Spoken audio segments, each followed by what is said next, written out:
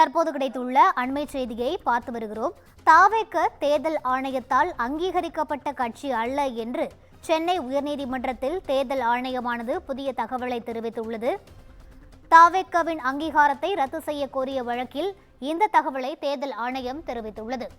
கூடுதல் விவரங்களை வழங்குவதற்காக எமது செய்தியாளர் சக்திவேல் இணைப்பில் இருக்கிறார். வணக்கம் சக்திவேல், விரிவான விவரங்களை பதிவு செய்யலாம்.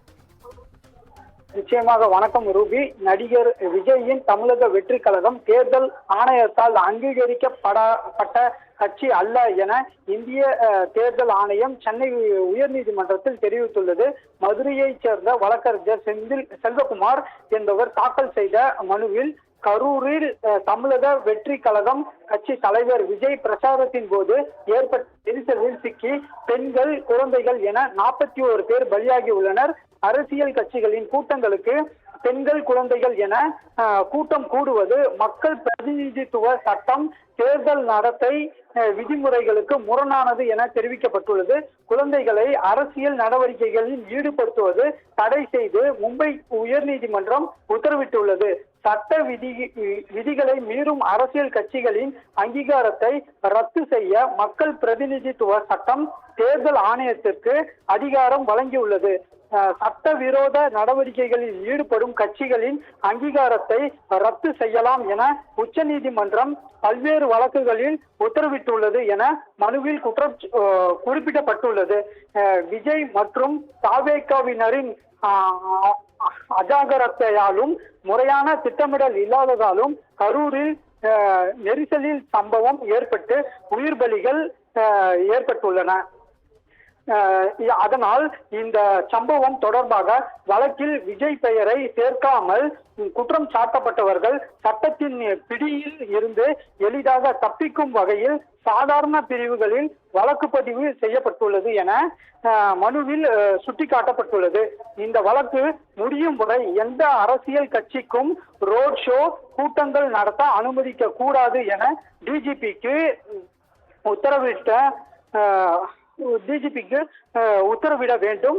அரசியல் கட்சிகளின் கூட்டங்களில் பெண்கள், குழந்தைகளை ஈடுபடுத்த தடை விதிக்கும் மக்கள் பிரதிநிதித்துவ சட்ட விதிகளை கண்டிப்புடன் பின்பற்ற உத்தரவிட வேண்டும். இந்த விதிகளை மீறிய தாவேகாவின் அங்கீகாரத்தை ரத்து செய்ய தேர்தல் ஆணையத்திற்கு உத்தரவிட வேண்டும் என கோரிக்கை விடுக்கப்பட்டுள்ளது.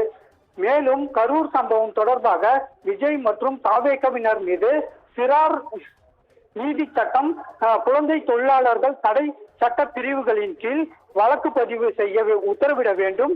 உயிரிழந்தவர்களுக்கு குறைந்தது தலா 1 கோடி ரூபாய் இழப்பீடு வழங்க தாவேகா தலைவர் விஜய்க்கு உத்தரவிட வேண்டும் என மனுவில் கோரிக்கை முன்வைக்கப்பட்டுள்ளது. இந்த வழக்கு தலைமை நீதிபதி MM ஸ்ரீவஸ்தா மற்றும் நீதிபதி G அருள்முருகன் அடங்கிய அமர்வின் முன்பு விசாரணைக்கு வந்தபோது தமிழக வெற்றி கழகம் கட்சி அங்கீகரிக்கப்படாத கட்சி என்பதால் அந்த கட்சியின் அங்கீகாரத்தை ரத்து செய்ய வேண்டும் என்ற கோரிக்கையை எழுப்ப முடியாது என தேர்தல் ஆணையம் தரப்பில் தெரிவிக்கப்பட்டது.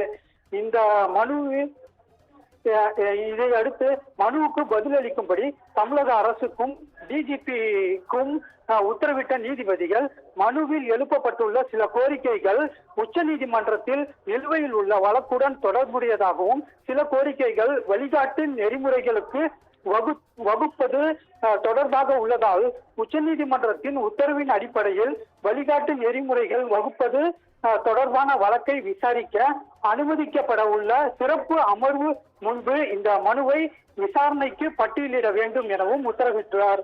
மேலும் கரூர் துயர சம்பவத்தை சுட்டிக்காட்டி அரசியல் கட்சிகளின் ரோட் ஷோ நிகழ்ச்சிகளுக்கு வழிகாட்டு நெறிமுறைகள் வகுக்கக்கூடிய அனைத்து வழக்குகளையும் ஒரே அமர்வு விசாரிக்கும் என்றும் தலைமை நீதிபதி அமர்வு தெரிவித்துள்ளது. ரூபி.